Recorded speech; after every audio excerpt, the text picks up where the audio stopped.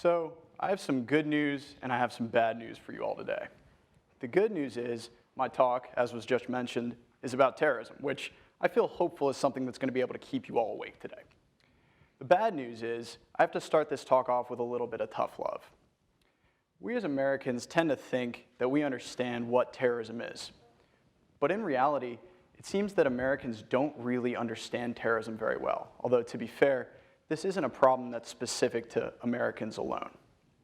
I want to begin by giving you an example of that general lack of knowledge about terrorism that I see as a researcher who studies terrorism.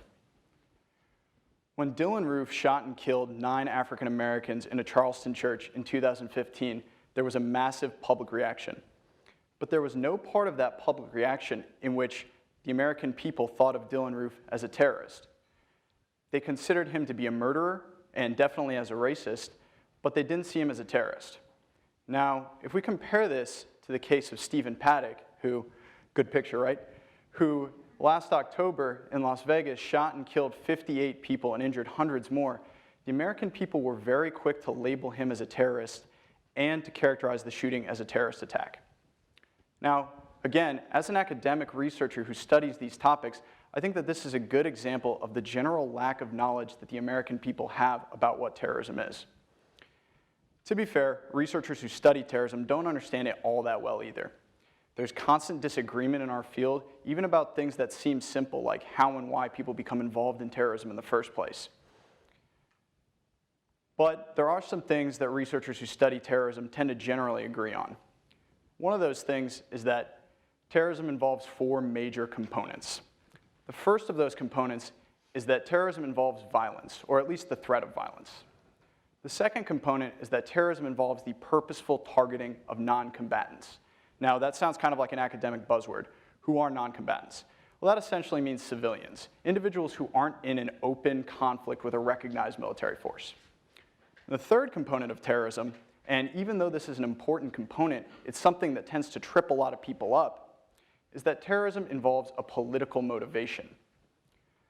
Fourth and finally, terrorism intends to communicate a message. So going back to those examples of Dylann Roof and Stephen Paddock, both of these men certainly committed acts of violence, and both of them purposefully targeted non-combatants. So they checked those first 2 boxes.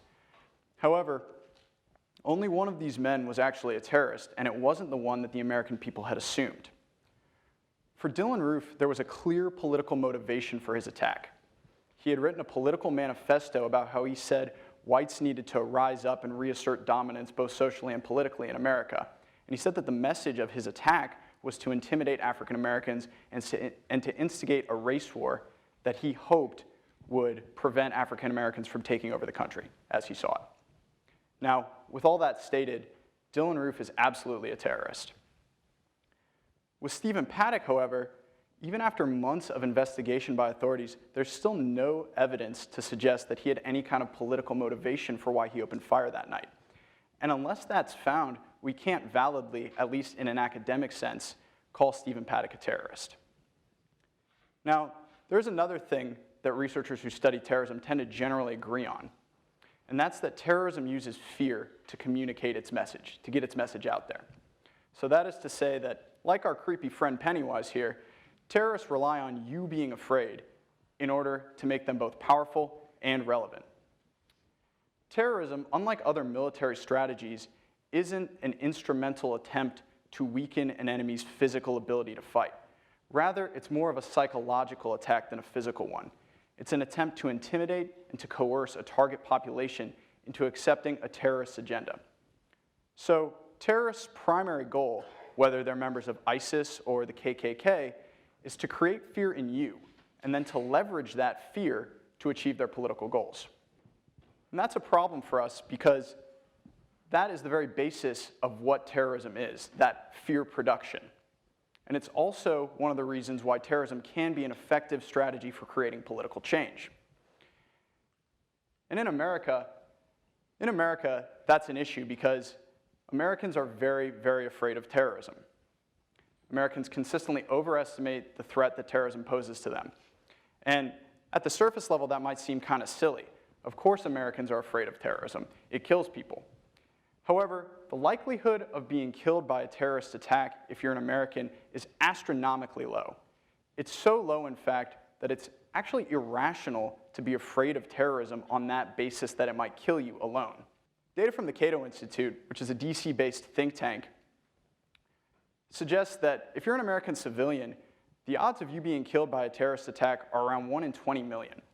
Now, if we compare that to the odds of other death statistics, we find that terrorism is actually a negligible threat to our safety.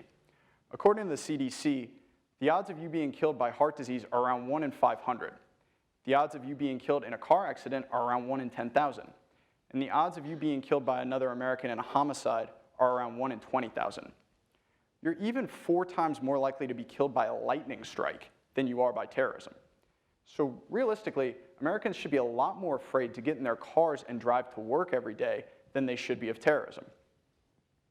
But despite this, Americans are very afraid of terrorism, and this reminds me of another irrational fear that many Americans have, and that's of sharks. So a lot of Americans fully recognize that they're probably not going to get eaten by a shark at their day at the beach, but a lot of people are still too afraid to go in the water. And in a similar way, Americans are very, very afraid of terrorism. Terrorism consistently ranks as one of the highest top fears among Americans. Year after year, we found this effect. And I don't mean that it's in the top fears as in the top 20 or top 30. I'm talking top 3, top 5 fears of Americans. For instance, in 2016, terrorism was actually the second highest reported fear among Americans. In this area of research, crime and terrorism are often compared to each other. And what researchers find is that although the risk associated with crime is much greater than the risk associated with terrorism, fear associated with terrorism is much greater than fear associated with crime. Now, on top of all of that, this fear is actually impacting Americans' daily lives. 42% of Americans report that they think that they themselves will become victims of terrorist attacks. 38% of Americans are less willing to attend events where they know there will be crowds because of their fear of terrorism. And by the way, that's the highest that it's ever been. 46% of Americans say they're less willing to travel outside of the country because of their fear of terrorism. So all this just goes to show that Americans' fear of terrorism is disproportionately high compared to the actual risk that terrorism poses. Now, at least part of this effect is because few things grab our attention and our imaginations the way that terrorism does. Terrorism is very dramatic. It's sudden, it's violent, it's unpredictable, and the bottom line is it's kind of interesting. And it's interesting to us because it's mysterious. It's got this air of mystery about it. The motivations for terrorism aren't quite as clear or obvious as the motivations for common crime. The motivations for common crime tend to be things like personal financial gain and interpersonal conflict. So think of an example like Bob kills Joe because he wants Joe's money, or Bob kills Joe because Joe slept with his wife. Now, on the other hand, the motivations for terrorism aren't quite as confusing or impossible to understand as the motivations for the types of crimes committed by a psychotic person. So think of maybe a serial killer who's lost his fundamental touch with reality. You don't really know why that person is doing what they're doing, and you can't really apply any logic to it. So terrorism hits that sweet spot to fascinate us. We do have some ideas about what motivates terrorists to do what they do, but at the end of the day, we never really know for sure why someone is willing to pull the trigger or detonate the bomb. And because of that, we don't know when it might happen again. Now, because terrorism is so interesting to us, the media puts it everywhere. It's in virtually every hour of the 24-hour news cycle. And the media doesn't include terrorism so frequently in order to give us better information about terrorism. They do it in a sensationalized way because it brings them ratings, which brings them more money. Now, before we go further here, I do want to clearly state that terrorism is, of course, a genuine security threat, and it has to be constantly combated to prevent catastrophes from happening. If it wasn't for the around-the-clock efforts of the dedicated government agencies that we have and their personnel, those death statistics due to terrorism for Americans would be a lot higher. Nonetheless, though, the fact remains that Americans' fear of terrorism is blown way out of proportion. And that's a problem for us because experts say that our fear of terrorism is actually more dangerous to our country than terrorism itself is. I want to repeat that. our fear of terrorism is more detrimental to our country than terrorism. So part of the reason for that is because terrorism, or our fear of terrorism, creates a number of byproducts. And those byproducts really are pretty ugly, and they actually threaten the stability of our democracy. So the types of byproducts that I'm talking about are things like the curtailing of civil liberties in the name of security, increased xenophobia and Islamophobia, the use of divisive political rhetoric that purposefully amplifies fear in order to win elections and consolidate power, and increased support for extreme counterterrorism measures. I'm talking about things like support for torture, or support for travel bans, or support for full-scale military invasions of foreign countries. Now, all of these byproducts are actually what terrorists hope to create. They want us to overreact to terrorist attacks because it helps them to justify their cause and it helps them to recruit new members. So if you think about the recruitment strategy for a group like the Islamic State, part of their recruitment narrative is based on this idea that Westerners, and Americans in particular, hate Islam and want to destroy it. So when the United States implements something like a travel ban that seems to explicitly target Muslims, that plays right into their narrative, and it helps them recruit members. Other research in this area says that public opinion has a real impact on social and political outcomes, which makes perfect sense. But what that means in this context is that our fear of terrorism as a country actually impacts political decisions that are made at the highest level. And that, again, is something that terrorists hope for. So at the end of the day, our fear of terrorism actually ends up giving terrorists more power, and it reinforces their behavior, making them want to continue to be terrorists.